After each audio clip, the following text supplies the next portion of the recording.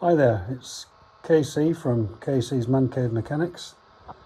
I know I've not posted for a while, but I've been busy doing other things, unfortunately.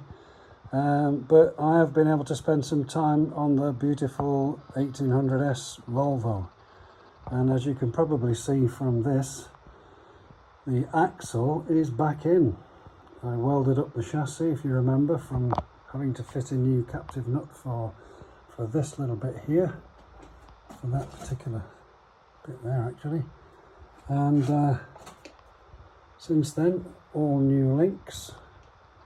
I've totally refurbished rear axle, new springs, new bump stops, not the original ones, but I found these online. I thought they were quite natty being yellow. They fitted beautifully, so I've got those. There are new rubbers at the top and bottom of the springs. I've refurbished the top hat, and as you can see, cleaned it up and de-rusted it and got rid of everything, all the gums. I've kept the straps because actually they were okay, and you know, I want to keep it as original as possible. And I thought, well, you can get new ones, but why change it when there's nothing wrong? What was interesting about the turret there for the bump stop is that the other side, and I'll go over there, the other side was actually rotten. I hadn't realised before, so I've actually had to fabricate a new one and weld it into place, and actually it was very successful. I'm very pleased with it. So I'm up here now. I'm actually stood where the fuel tank normally sits, so you can see the axle's in, new tie rod.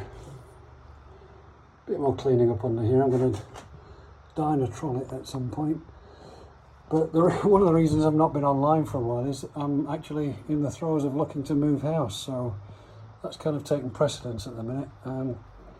Like a lot of you, I've got a boss indoors that's pushing me to do things, and so I've had to really push to get this back onto the axle, because I need to get the brakes fitted on, well, the back plates fitted on and the wheels back on, because it needs to be mobile, because it looks like if I move house I'm going to have to push it on a trailer to do this.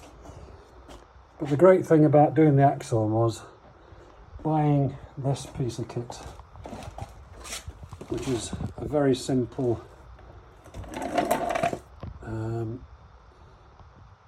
it's like a scissor lift, but it's meant for a motorbike, and I've mounted it on a very cheap trolley. I think I bought that one online, but you can get them such as Aldi, other shops are available. And then what I did was I made, out of scraps of decking material, I made a little dolly, look, with V's in it, and the axle sat beautifully on that, and working the lift and the dolly together means that 67-year-old me has managed to put the axle back in on his own without doing any lifting, and more importantly without doing any damage to myself. So the next thing is now to get the back plates back on, get the wheels back on, and have it mobile, and then I can lower it down and maybe do some bits on the inside while I'm waiting for the house to sell. Anybody wants to buy a house, it's online, by the way. I'm not going to tell you the address because that wouldn't be right. I've not touched the front axle yet. I was going to do that, but the house move has kind of taken precedence. So that's where we are for now, but stay tuned, please. Thank you for those of you that are watching. Everything helps, and any feedback you want to give, tick it if you like it, or give a thumbs up, give a thumbs down if you don't like it. Please make suggestions if there's things you want me to do, things you don't want me to do, things you don't like, things you like. All good feedback.